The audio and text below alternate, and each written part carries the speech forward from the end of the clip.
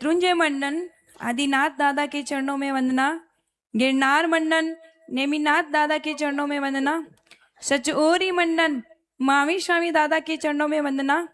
अनंत लब्धि के धारक गुरु गौतम स्वामी के चरणों में वंदना। लाखों जन को जैन बनाने वाले चारों दादा गुरुदेव के चरणों में वंदना। खड़तर कच्छाधिपति परम पूज्य जिन मणिप्रभ सुरेश जी महाराज साहब जी के चरणों में कोटि कोटि वंदना।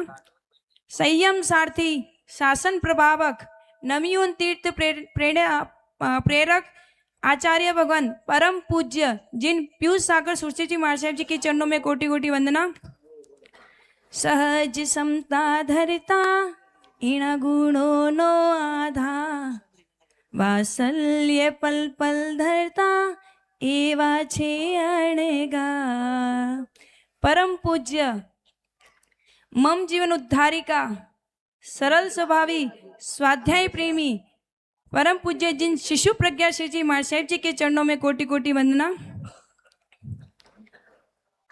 यहाँ पर विराजित सभी को मेरा जय जिनेन्द्र, सभी वडील को मेरा प्रणाम। आज का ये मेरा जय जिनेन्द्र अंतिम जय जिनेन्द्र है ना। आज का जय जिनेन्द्र कल का दिन धर्म लाभ में परिवर्तित हो जाएगा। जय जिनेन्द्र से लेके धर्म लाभ का सफर कौन सी गाड़ी से हो रहा है? Audi, Mercedes, BMW। संयम रूपी कार से जय जिनेन्द्र से लेके धर्म लाभ का सफर सिर्फ और सिर्फ 7 या 8 घंटे।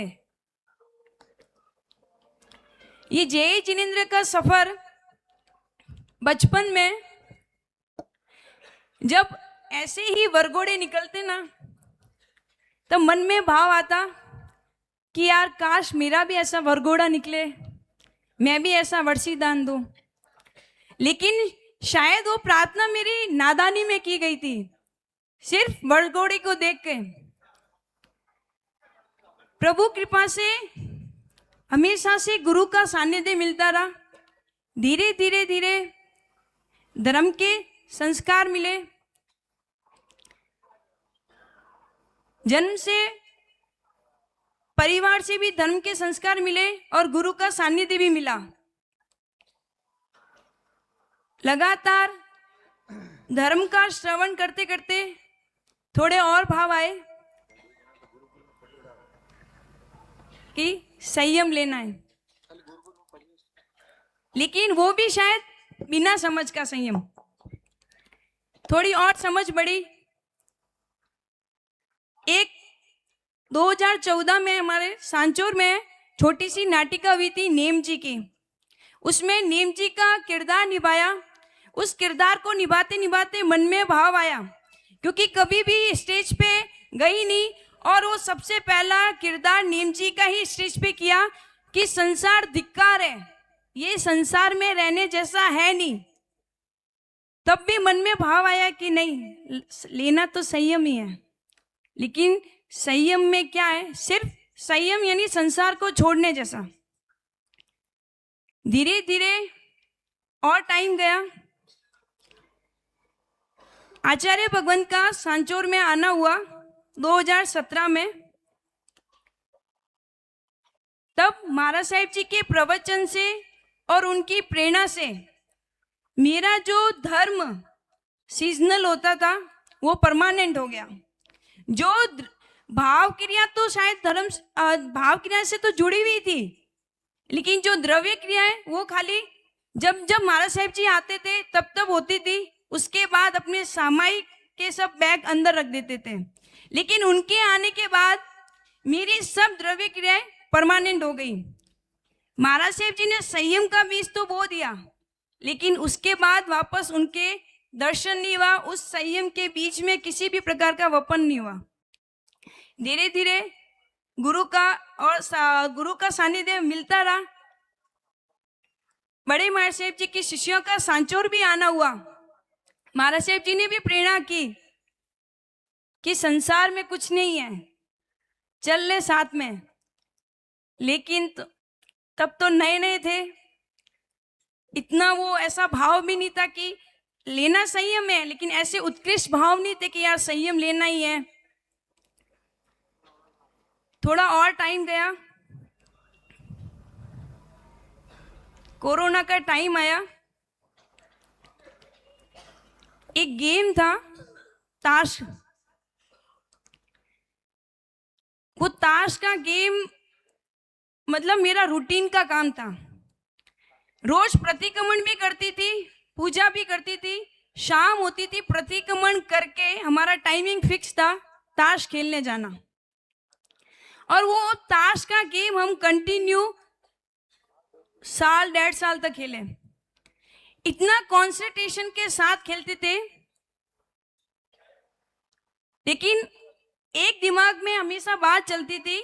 महाराज साहिब जी ने एक बार 2017 में प्रवचन में फरमाया था कि पुण्य, इस संसार में रहना है तो बिना पुण्य के कुछ नहीं हो सकता, लेकिन धर्म करने के लिए पुरुषार्थ करना पड़ेगा। ये बात 2017 से हमेशा से मन में खटकती थी। जब जब गुरु वचनों का सुनना होता था, तब तक हमेशा ये चिंतन चलता रहता था कि हर काम तो पुण्य से नहीं हो सकता, पुरुषार्थ भी तो करना पड़ता है। लेकिन उस ताश खेलते खेलते ये बात समझ में आ गई कि जब 2 पार्टनर खेल रहे थे, दोनों ही पार्टनर इतने माइंडेड थे, लेकिन उनका पुण्य इतना कम था। दोनों एक ताश के पत्ते का वेट कर रहे हैं कि कब वो पुण्य का पत्ता खुलेगा और बाजी उनके हाथ में आएगी।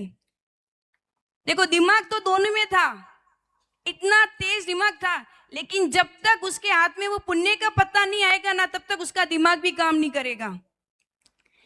एंड तक वो गेम चलता रहा और लास्ट में जब वो पत्ते भी खत्म होने आए, तब एक पत्ता एक पार्टनर को मिला और बाजी पूरी उसके हाथ में चली गई। तब समझ में आया कि इस संसार में कितना ही दिमाग हो, कितना ही बुद्धिशाली हो, लेकिन बिना पुण्य के इस संसार में कुछ नहीं हो सकता। तब मन में एक ठान लिया कि बिना धर्म को तो मैं कभी छोड़ूंगी नहीं, कुछ भी हो जाए, धर्म के बिना तो कुछ जीवन का सार ही नहीं है। तब हमेशा प्रभु से ऐसी ही प्रार्थना करती थी कि प्रभु मुझे ऐसे संयम के भाव देना। हमेशा मंदिर में जाके बोलती थी, प्रभु मुझे कैसे भी हो, मेरे को संयम के भाव चाहिए, मेरे को जल्दी से जल्दी संयम लेना है। और योगानो योग ऐसा टाइम भी आया कि वापस 2017 में जो साहिब जी 23 जनवरी 2017 को साहिब जी पधारे थे, वापस 23 अप्रैल 2023 को वापस वही साहिब जी। ये दोनों टाइम में 2 खासियत है कि 2017 का ऐसा टाइम था जब मेरी पढ़ाई कंप्लीट हो चुकी थी और मुझे अपने लाइफ का डिसीजन लेना था कि मेरे को क्या करना है। तब साहिब जी का आना हुआ और मेरा धर्म से जुड़ना हुआ। लेकिन ये 2017 से और 23 के टाइम के बीच में अप्स एंड डाउन्स आते रहे और 23 में वापस ऐसा टाइम आया कि मैंने सोच लिया कि नहीं, अब मैं संयम शायद ले पाऊं नहीं ले पाऊं, डगमग हो गई थी। लेकिन वापस वही साहिब जी का उसी तारीख को उसी साल में आना हुआ और मेरे भावों को वापस दृढ़ता मिली और उसके बाद मेरा उपध्यान हुआ। जो भाव मेरे डगमग थे, वो भाव मेरे उपध्यान में महाराज साहिब जी के प्रवचन से, उनके स्वाध्याय क्लास से वो भावों में दृढ़ता आ गई और मन में ठान ही लिया कि अब तो मेरे को कुछ भी हो, कैसा भी हो, लेना तो संयम ही है। कुछ भी, कैसा भी, कोई भी परिवार वाला कुछ भी बोलेगा, मैं शादी तो करूंगी ही नहीं, घर पे बैठी लूंगी, लेकिन लूंगी तो सिर्फ और सिर्फ संयम ही लूंगी। और उपध्यान में संयम तो लेना था, लेकिन गुरु कृपा और प्रभु कृपा क्या होती है मेरे को समझ ही नहीं थी। लेकिन उपध्यान से ऐसे 3-4 इंसिडेंट मेरे साथ हुए प्रभु कृपा का और गुरु कृपा से, कि मतलब प्रभु के प्रति जो श्रद्धा है वो और भी ज्यादा बढ़ गई। और मेरे गुरु साध्वी जी भगवान, जिनका पहली बार मिलना भी मेरा उपध्यान में ही हुआ, और उनकी स्वाध्याय क्लास, उनके पास बैठते बैठते भाव आ गया कि नहीं, मेरे को संयम तो यही लेना है। घर पे जाके बात की कि मम्मी मेरे को संयम लेना है, तो इतना इजीली हाथ तो नहीं मिला, लेकिन थोड़ा टाइम वो बोला कि एक बार साहिब जी के पास रह के आओ। प्रभु कृपा से वो भी हुआ। 2 साल से मार्शेफ जी के पास भी रही, और अभी थोड़ा टाइम पहले ही पूरे परिवार ने मुझे दीक्षा की अनुमति भी दी। परम उपकारी मेरा परिवार, जिन्होंने मुझे गुरु के पास भेजा, और गुरु के पास भेजने के बाद मुझे प्रभु कृपा, प्रभु के प्रति श्रद्धा भी उत्पन्न हुई। तो मेरे परिवार का मैं बहुत बहुत बहुत बहुत धन्यवाद देना चाहती हूँ कि उन्होंने मुझे ऐसे संस्कार दिए कि मुझे गुरु के पास भेजा, और आज मैं यहाँ पे पहुंची हूँ। उसके लिए बहुत बहुत बहुत बहुत धन्यवाद। सबसे ज्यादा मेरे दादा का धन्यवाद देना चाहती हूँ। आज वो इधर नहीं है, अभी ही हमारे सांचौर में जब 3 दिन का हमारा प्रोग्राम था संयम स्वयंवर का, उसके 3 दिन पूरे हो गए, चौथे दिन उनका देवसान हो गया था। लेकिन उनकी ही इच्छा थी कि मेरा दीक्षा का कार्यक्रम पालीताना में हो, लेकिन वो हो नहीं पाया। दादा ने मेरे को सबसे बड़ी पूंजी, उनकी समता, उनका तप और उनका त्याग, सबसे बड़ी पूंजी मेरे को उन्होंने दी है। उसके लिए बहुत बहुत बहुत बहुत धन्यवाद। मेरे परिवार, मेरे माता पिता, मेरे भाई बहन, मेरे भाई भाभी, मेरे बहन जिया जी, मेरे फ्रेंड्स, और सांचौर में इतने साल से हर गुरु भगवंत का सानिध्य मिला, और कहीं न कहीं उनके गुरु वचन श्रवण से ही मेरे भावों में थोड़ी थोड़ी थोड़ी वृद्धि भी होती गई। उन सब गुरु भगवंतों का भी मैं बहुत बहुत बहुत बहुत आभार मानती हूँ। और मेरे फ्रेंड्स और सांचौर श्री संघ, सबका बहुत बहुत धन्यवाद कहना चाहती हूँ। और कभी भी कुछ कहने में आया हो